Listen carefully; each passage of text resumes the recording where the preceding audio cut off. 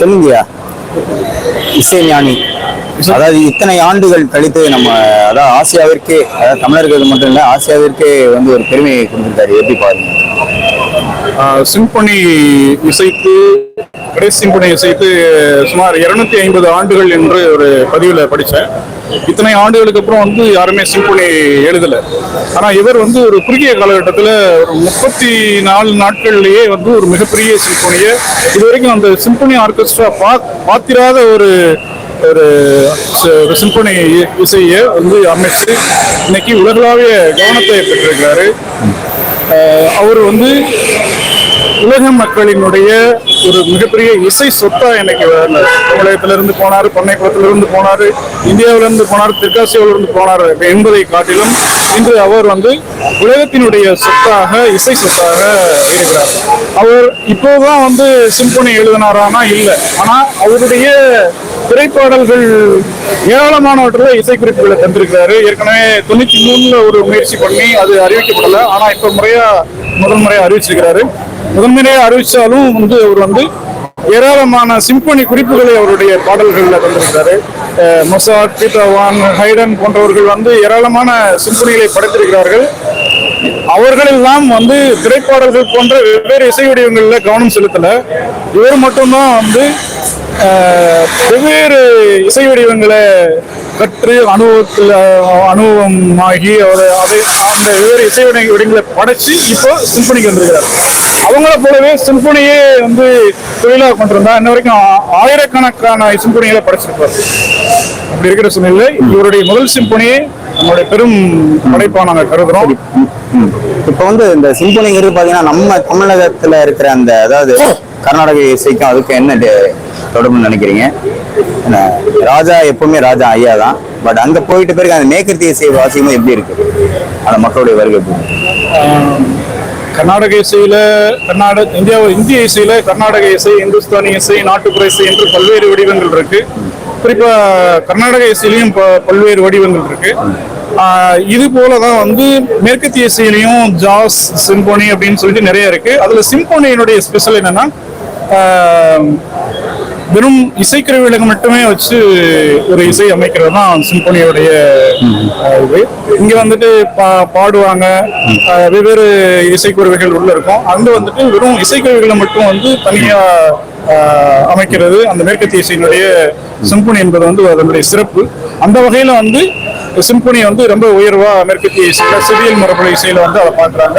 அந்த வகையில வந்து அது இந்த சிம்பனி வந்து யாருமே தளபதி படத்துல கூட அதுல அந்த பிஜிஎம் வரும்போது அதுலயே கொஞ்சம் நிறைய பாடல்கள் நம்ம பார்க்கிறோம். சுந்தரி கண்ணால் ஒரு செய்தி, அது ஒரு இசைச்சு காட்டினார். சிம்பனி இதுலயே வந்து இந்த மாதிரி இருக்கும்போது இன்னைக்கு இருக்கிற பாடல் எல்லாம் எப்படி இருக்கு? இசை கலைஞர்கள்லாம் இப்ப கேட்கிற பாடல்லாம் கேட்கிற மாதிரி இருக்கா?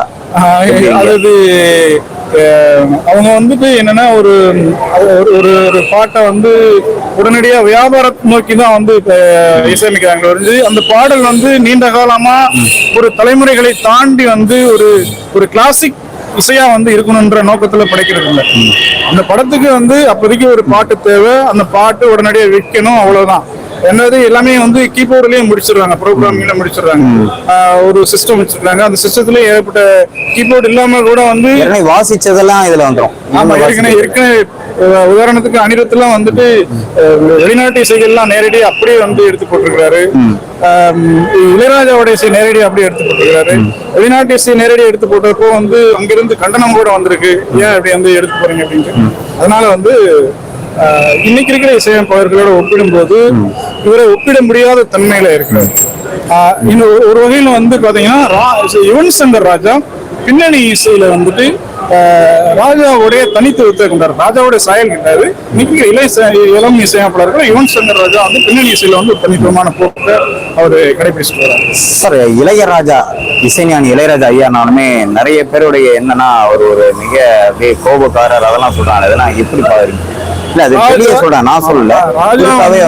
ராஜா வந்து ஒரு கோபக்காரர், எடுத்தறிஞ்சு பேசுவாரு அப்படின்ற மாதிரி எல்லாம் வந்துட்டு ஒரு பார்வை இருக்கு. ஆனா வந்து அவர் வந்து குழந்தைத்தனமா இருக்கு. குழந்தை எப்படி வந்து தன்னை எந்த விதமான எதிர்பார்ப்பு மற்றும் எந்த விதமான வந்து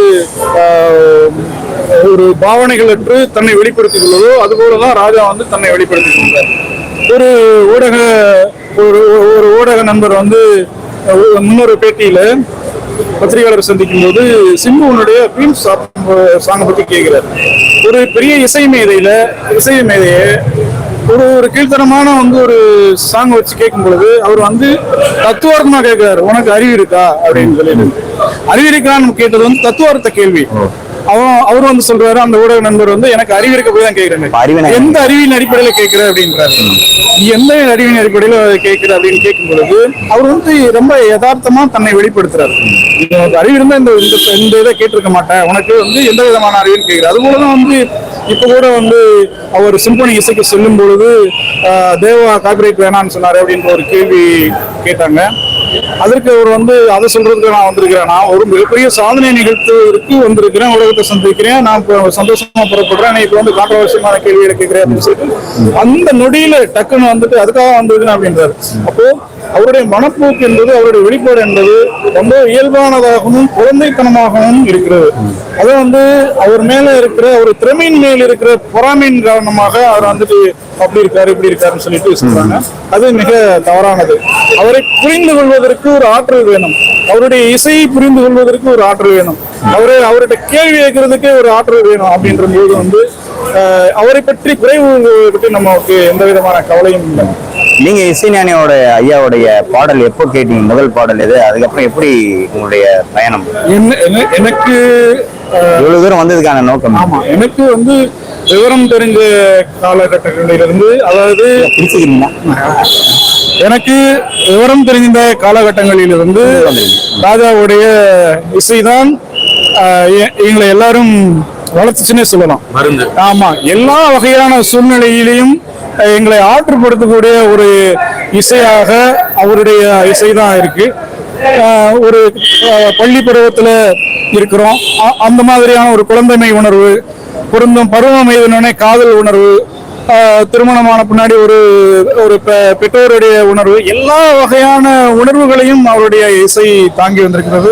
அவருடைய இசை கேட்கும் பொழுது நாம் வந்து தன்னை அறியாமல் இளவை காலத்துக்கு வச்சுக்கிறோம், குழந்தை காலத்துக்கு வச்சுக்கிறோம். ஒரு வயதுக்கு மீறிய ஒரு பெற்றோர் மனநிலையிலிருந்து பொறுப்பா நம்ம உணர்றோம், ஒரு சமூகத்தை நல்வழிப்படுத்தணும்னு உணர்றோம். நமக்குள்ள வந்து ஒரு மிகப்பெரிய மருந்தாகவும் சமூகத்தை நல்வழிப்படுத்துகிற ஒரு பொறுப்புணர்ச்சியும் தரக்கூடிய ஒரு இசையாக வந்து ராஜா சாருடைய இசை இருக்கு. நான்லாம் கிராமத்துல வளர்ந்தேன், கிராமங்கள்ல எங்கேயாவது ஒரு மூலையில வந்து ராஜா சார் பாட்டு வந்து ஒழிச்சுக்கிட்டே இருக்கும்.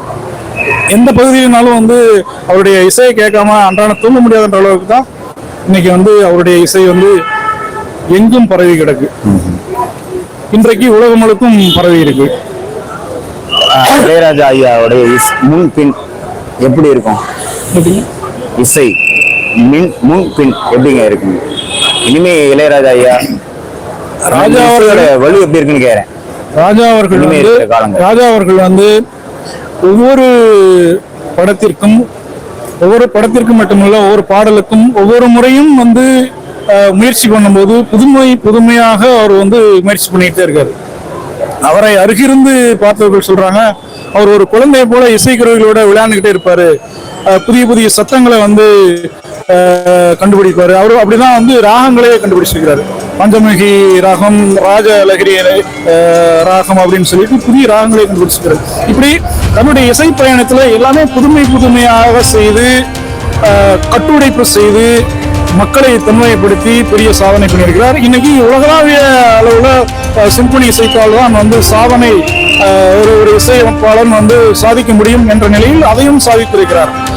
ஆனால் நாங்கள் ராஜாவிடம் வேறொன்றையும் எதிர்பார்க்கிறோம்.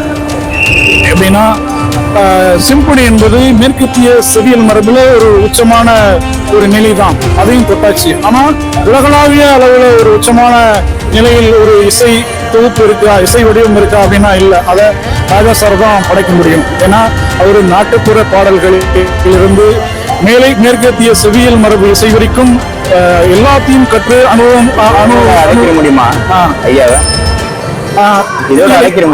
அதான் சொல்றேன்.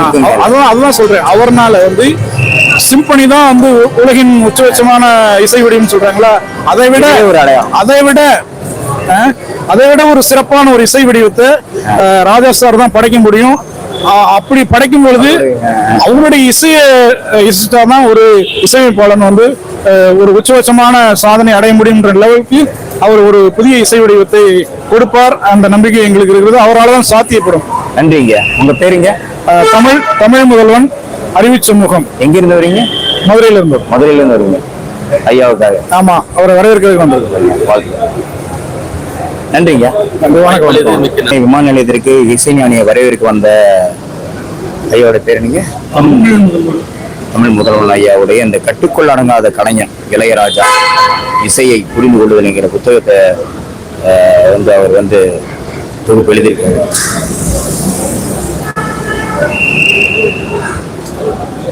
சரி, நன்றிங்க.